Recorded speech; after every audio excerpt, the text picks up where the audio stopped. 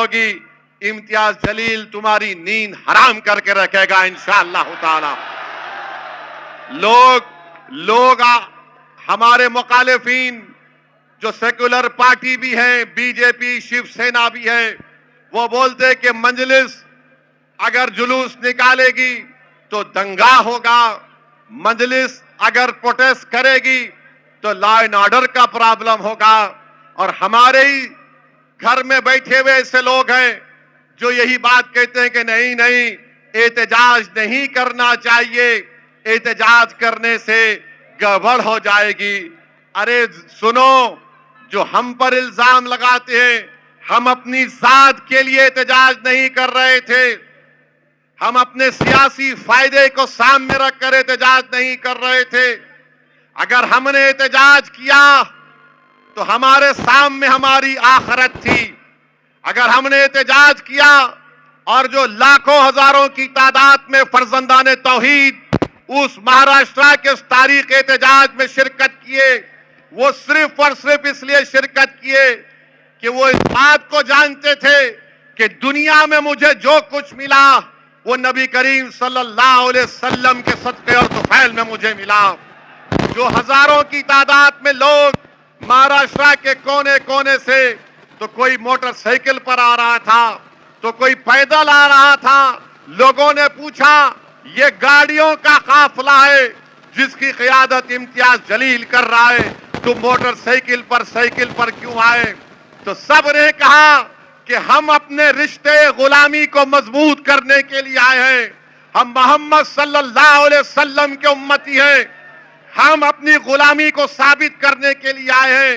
اور سب نے کہا کہ ہم کو تم مارو، ہم کو پیٹو، ہم کو جو ظلم کرنا ہے کرو، مگر یاد رکھو میں ان تمام لوگوں سے کہہ رہا ہوں کہ میرے رسول صلی اللہ علیہ وسلم جس کو اللہ رحمت للعالمین کہہ کر پکارا، یعنی مرسی ٹو دا مین کائنڈ، اور اسلام میں آپ اسلام پہ تنقید کرو ہم کو کوئی تکلیف نہیں ہوتی، آپ ہمارے ایشوز پر تنقید کرو کوئی بات نہیں، مگر ایک بات یاد رکھو، تم مجھے میری انگلی کاٹو گے میں تکلیف کا اظہار کروں گا، تم میرا پیر توڑ دو گے میں تکلیف سے رو پڑوں گا، تم مجھے پیٹو گے میں تکلیف سے رو دوں گا، تم بلڈوزر سے میرے گھر کو توڑ دیے میں آسمان کے نیچے اپنی زندگی گزار رہا ہوں، مگر جب تم میرے دل پر حملہ کرو گے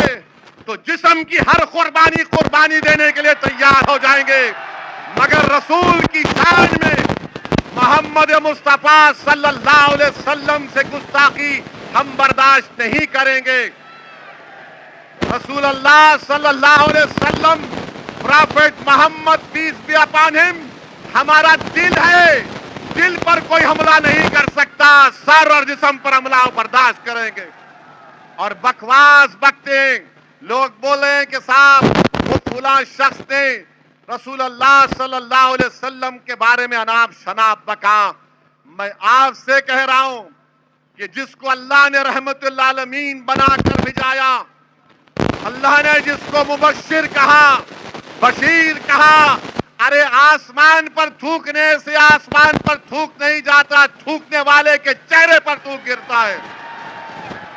اور قرآن میں بتلایا گیا، سنو، قرآن کریم میں بتلایا گیا کہ جو محمد صلی اللہ علیہ وسلم کی شان میں گستاخی کرتا ہے، ایک شخص تھا مغیرہ بن ولید اس کا نام تھا، ولید بن مغیرہ اس کا نام تھا، وہ بھی گستاخی کرتا تھا، تو قرآن کریم اعلان کر رہا ہے کہ جو نبی کی شان میں بکواس بکے گا وہ ولد الحرام ہے، وہ ولد الحرام ہے۔ اسی لیے یہ لوگ اپنی گندی زبان سے گندی بکواس کو بولتے ہیں۔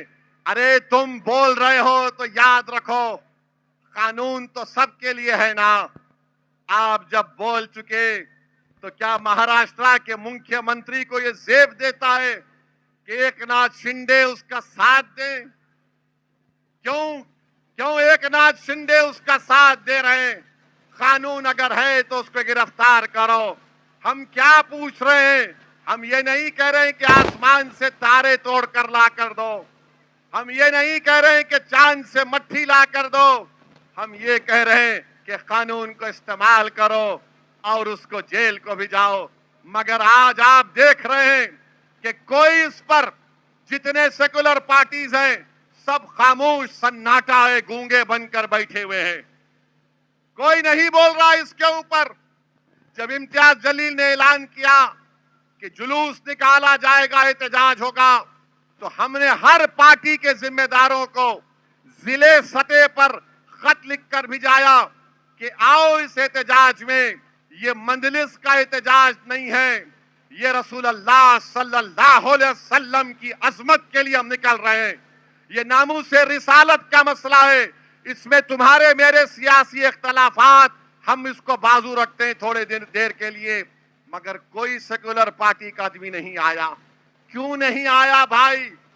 हमने कांग्रेस को लेटर भिजाया, राष्ट्रवादी को लेटर भिजाया, समाजवादी को भिजाया, जितने जितने ये सब लोग हैं सबको खत भिजाया इम्तियाज जलील ने कि आओ तुम क़यादत करो, इम्तियाज जलील तुम्हारे पीछे चलेगा। मगर कोई नहीं आए और सबको एक फिक्र लाहक थी कि औरंगाबाद से इम्तियाज जलील को पुलिस निकलने नहीं देगी।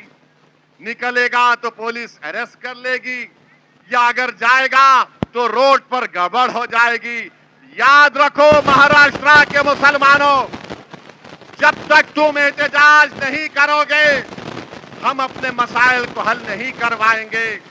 तुमने एक कोशिश की, तुमने लाखों की तादाद में निकला और आज महाराष्ट्र की हुकूमत परेशान है।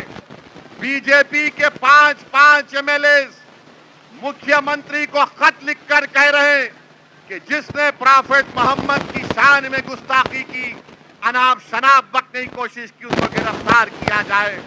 एकनाथ शिंदे को मालूम हो गया कि ये आज का मुस्लिम नौजवान, ये आज की हमारी माँ और बहनें अब तुमसे डरने वाली नहीं है। जब मराठा रिजर्वेशन के लिए मराठा लोग रोड पर निकल सकते हैं और चक्का जाम कर सकते हैं, जब बैकवर्ड क्लास के लोग अपने मुतालेबात के लिए रोड पर निकलकर मुंबई को बंद करा सकते हैं, जब दलित लोग अपने मनवाने के लिए हुकूक को एहतजाज कर सकते हैं, जब महाराष्ट्र का किसान हजारों मील चलकर मुंबई आ सकता है, तो क्या एक मुसलमान अपने नबी की असमत के लिए रोड पर नहीं निकल सकता? हम निकल सकते और निकलेंगे इंशाअल्लाह। तो मैं मुबारकबाद देता हूं आप तमाम को कि आपने एहतजाज किया, पुरअमन एहतजाज किया। मैं मुबारकबाद देता हूं इम्तियाज जलील की हिकमत अमली को कि थाने के पास इम्तियाज जलील ने कमिश्नर और कलेक्टर को बुलाया और हमारी मांग का लेटर उनको दिया और इम्तियाज जलील ने कह दिया कि हम मुंबई में एंटर नहीं होंगे। और उस पुरअमन तरीके से वो तमाम लोग अपने घरों को वापिस हो गए। अब सुनो एकनाथ शिंदे और फडणवीस, हम मुंबई में एंटर नहीं हुए, अब मुंबई के अंदर इंशाअल्लाह एहतजाज शुरू होने वाला है। अब मुंबई के अंदर पुरअमन एहतजाज शुरू होगा। आपको परमिशन दो या ना दो, हम एक दिन जाकर आजाद मैदान में बैठ जाएंगे और मुझे यकीन है कि आपका साथ मिलेगा।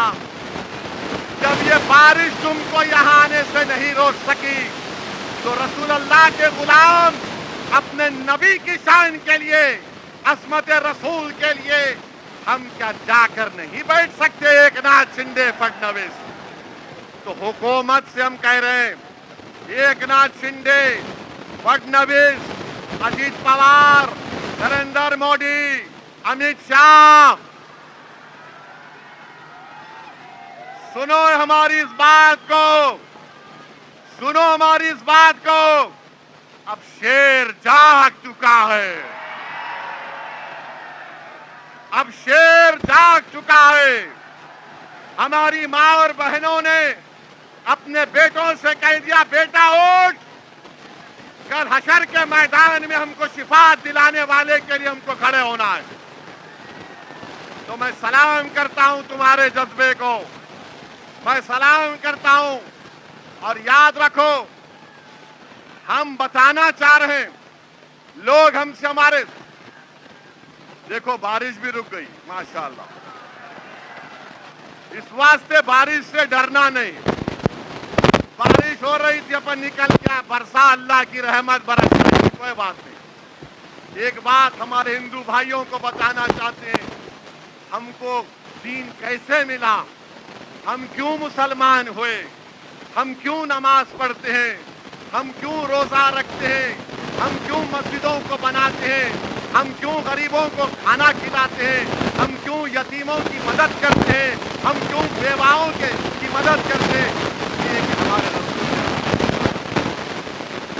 اس لیے کہ ہمارے رسول صلی اللہ علیہ وسلم نے ہم کو سکھایا، اگر وہ ہم کو نہیں سکھاتے تو ہم کچھ نہیں کرتے۔ انہوں نے بتایا کرو، ہم بولے کریں گے۔ تو یہ بات آپ کو سمجھنا ہے۔ اور عزیزان ملت اسلامیہ، قرآن کریم میں اللہ فرماتا ہے سورہ الحجرات میں کہ اے ایمان والو، اپنی آواز کو، اللہ بول رہا قرآن میں کہ اے ایمان والو، اپنی آواز کو نبی کی آواز کے آگے بلند مت کرو، ورنہ تمہارے اعمال ضبط کر لیے جائیں گے، ختم کر دیے جائیں گے۔ ایک صحابی رسول تھے، ان کا نام ثابت بن قیس رضی اللہ تعالیٰ عنہ۔ انہوں نے جب سنا تو روتے ہوئے بارگاہ نبوت سے چلے گئے، کئی دن تک نہیں آئے۔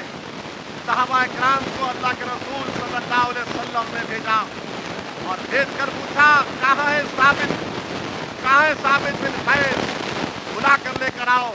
تو ثابت بن قیس سے صحابہ کرام نے اللہ کے رسول صلی اللہ علیہ وسلم کا پیغام پہنچایا۔ تو ثابت بن قیس نے کہا میں اونچی آواز میں بات کرتا ہوں، میرے اعمال ختم ہو گئے، میں جہنمی ہو گیا۔ جا کے رسول اللہ صلی اللہ علیہ وسلم کو بولے کہ آقا ثابت بن قیس یہ کہہ رہے ہیں۔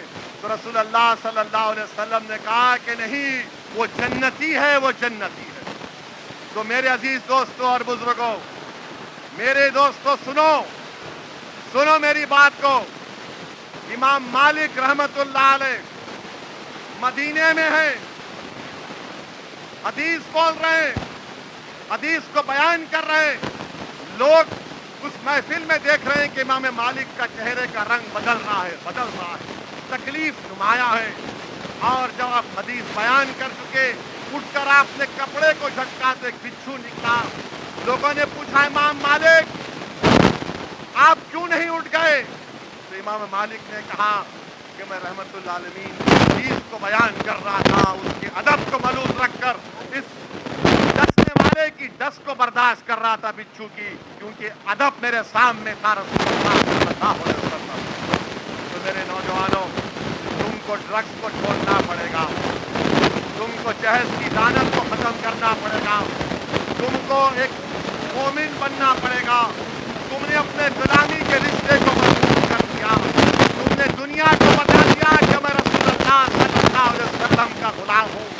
تم نے پورے ہندوستان کے 19 کروڑ مسلمانوں کے سر کو فخر سے اونچا کر دیا کہ مہاراشٹر میں ایسے فرزندان توحید ہیں جنہوں نے پرامن احتجاج کیا، ہزاروں لاکھوں کی تعداد میں نکلے۔ اب حکومت بھی پریشان، اب شنڈے پریشان، فڈنویس پریشان، اب یہ سیکولر پارٹی بھی پریشان۔ یہ کیا ہو گیا؟ بولو، کیوں نہیں بولتے تم لوگ؟ کیا تمہاری زبانوں کو کون سا ایسا تالا لگ چکا ہے تم اس مسئلے پر نہیں بولنا چاہتے؟ دوسری بات، آج ہم میڈیا